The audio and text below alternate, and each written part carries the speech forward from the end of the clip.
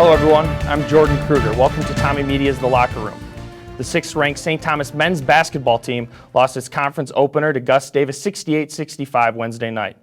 Forward Taylor Montero, who was previously named the MIAC's Player of the Week, scored 5 points against the Gusties.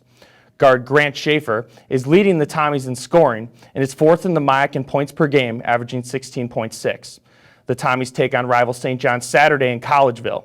The Johnnies swept the Tommies last season for the second time in 3 years.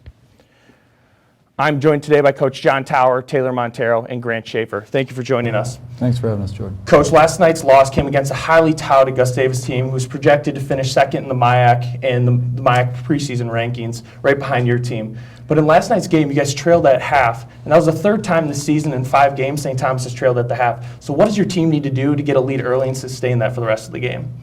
Well, the easy answer is make more shots and get more stops, but that's certainly something we're cognizant of, and we've talked about getting off to better starts. And I think, a lot of it, when you look at what this team has done, and it's still early in the season, we've been very proud of how the guys have fought back several times in victories. And again, last night we came from behind, took a lead, and then ended up on the short end. But I think, some of it is being more diligent on the defensive end, that really to build leads. We've had a lot of games where we've come out shooting the ball well, but we have to get stops.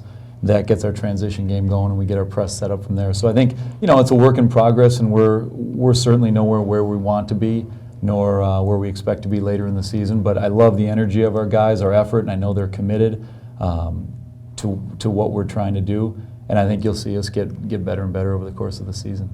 Taylor, last season you're more of a role player for this team, averaging just above 7 points. What has the adjustment been like taking on a new role as a scorer for this team? It hasn't been that big of an adjustment because on our team everybody's a role player. I've had to be more of a leader this year and take more shots, but it's been. I have great teammates. They give me great confidence, and it's easy to play with this team. Coach, what is going to be the key for your team to have success against a St. John's team who've seen recent success against St. Thomas? Yeah, it's a great rivalry, and St. John's is a very talented team. They have a lot of weapons. They beat Concordia Moorhead last night, and I think with the way they play, trying to control their dribble penetration is going to be huge. And what we're predicated on, it doesn't change a whole lot from game to game. Certainly the personnel and the matchups do, but we focus much more on us, and right now the areas we're trying to emphasize are making sure that we're getting back and getting stops on defense, that we're moving the ball and playing unselfishly on offense. And some of it is, at the end of the day, you have to make shots, and we didn't make as many last night as we'd like to, but have every confidence that we're going to bounce back on Saturday against a very good St. John's team. Grant, last year you started just 2 games, but you played in 27 of the team's 28. How have your experiences last season helped you evolve into the team's leading scorer this year? They've helped a lot. Leadership last year, Eric Tangwall and Smiley Seniors really helped me develop as a player and give me confidence coming into this year. And like Taylor said, it's easy playing with these guys, and it's a lot of fun, and it's something I love doing.